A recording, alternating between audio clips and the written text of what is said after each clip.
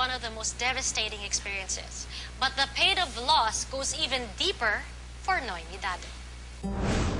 Thanks to information technology, which has taken the mainstream in contemporary life, we find women like Noemi Dado. Almost like a best friend, her blog is her whipping board for all the pains and hurts and fears pent up inside her. An outlet for her emotional turmoils and a confidant for her innermost secrets. Actually, I didn't write that blog for myself. I wrote it for people outside so that they could relate to my story somehow. Because my blog's not just about myself, it's about what they will learn from my experience. Noemi recalls her childhood fondly. Those were the beautiful days she remembers with a smile. Until the day she found out her mother was dying.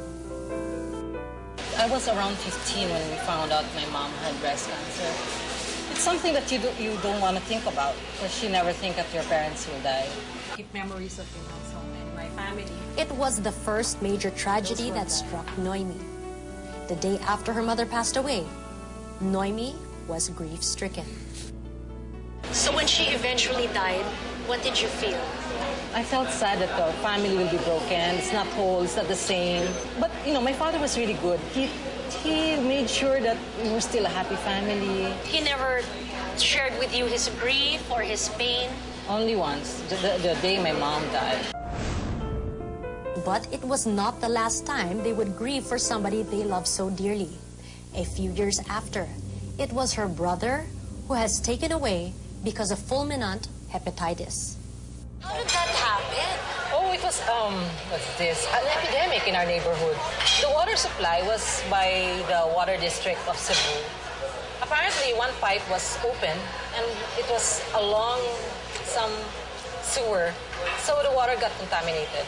How long did it take before he eventually passed away? I think just 3 days. 3 days? Probably got a massive dose of it. And how old was he at that time? 27. Little did Noemi know that another tragedy was about to happen.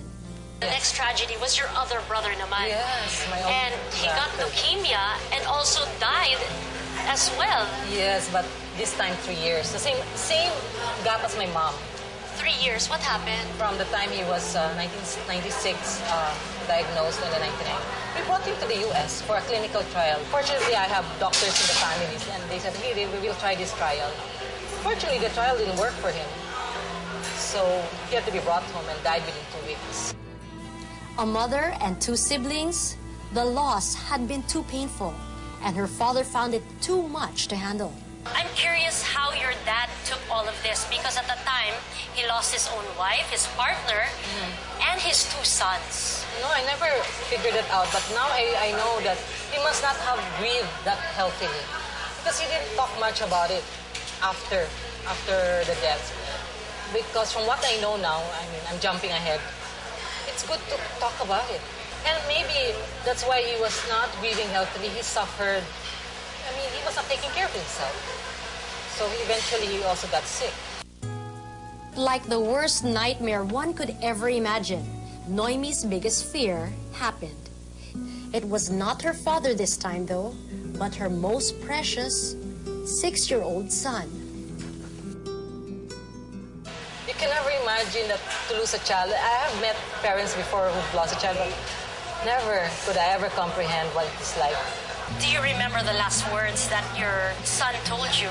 I remember he was in the beach, and then I was sitting down in the sand, across the sand. I couldn't walk well, so he said, "Come here, Mama, stay beside me. If only you could swim beside me." And I didn't, because I said, "I don't have a swimsuit," I told him. Love Mom so very much. It's very superlative. Noemi never thought that that would be the last time she would ever hear her son ask for something. He drowned, was brought to the hospital, but was unfortunately unable to survive. It seems so surreal. This is not happening. So I keep telling to my son, come back, come on, you can make it, you can make it. So always with hope. But you know what? I didn't cry in the hospital. I was shocked. You didn't cry? I didn't cry. I was shocked. I couldn't think. So when you decided, Yeah. okay, wala na siyang pag-asa, how did you say goodbye to your son? Oh, I kept holding him. His hands, his hair, and because I know that I will never touch him again. I whispered in his ears, and then I told him, go to Jesus, go to the light, go to him. And I have this pendant here. Louis Joe is always in my heart. So, It took a while before Noemi could recover from her son's death. But the tragedies were not yet over. Few months passed, it was time for her father to say goodbye. The next incident after your son naman was your father. oh yeah. So that's another complication, another tragedy in your life. What was that like? He had a stroke. You know, when my father died, it was almost relief because he was suffering. 1999. So he died 2003. Imagine that, 4 years bedridden. He's holding on to something. So I said, Dad, you know what? You can go anytime because we're all okay. In the supreme effort of moving on, Noemi chose to write about the tragedies in her life, telling everyone about the losses and how she survived each of them. Quite interestingly, this has become healing therapy for her.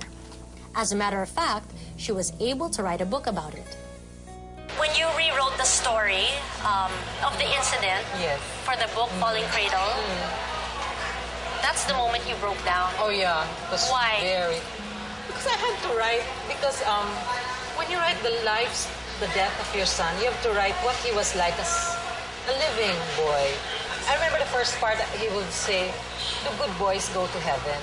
Pressed his hands on my cheeks and said, "Do good boys go to heaven?" I said, "Yeah, of course good boys go to heaven." I said, "Mama, I'm not a good boy." She said, "No, you are. You're just naughty, but that doesn't mean you're a bad boy."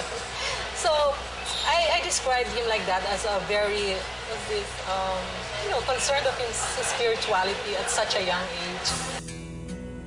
Her blogs helped Noemi unravel and come to terms with her emotions and, in a way, to communicate with her son. Whenever she writes in her blog, she feels his presence just lingering around, actually listening to her. When was the last time you cried? Maybe this morning. And what did you cry about? Oh, I was blogging. My latest entry is about blogging in a cemetery. It's the first thing I ever did. And I was telling my son, oh, we're in TV together.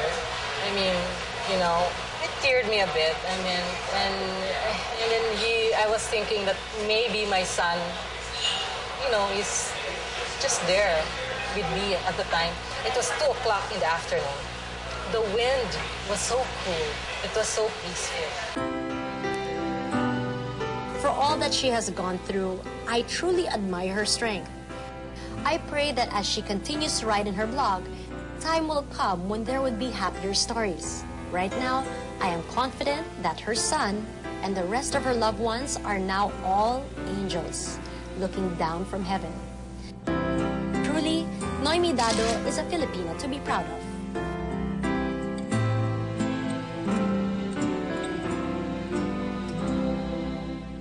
Basta mahalaga na buhay kami. Akala namin mawawala na kami.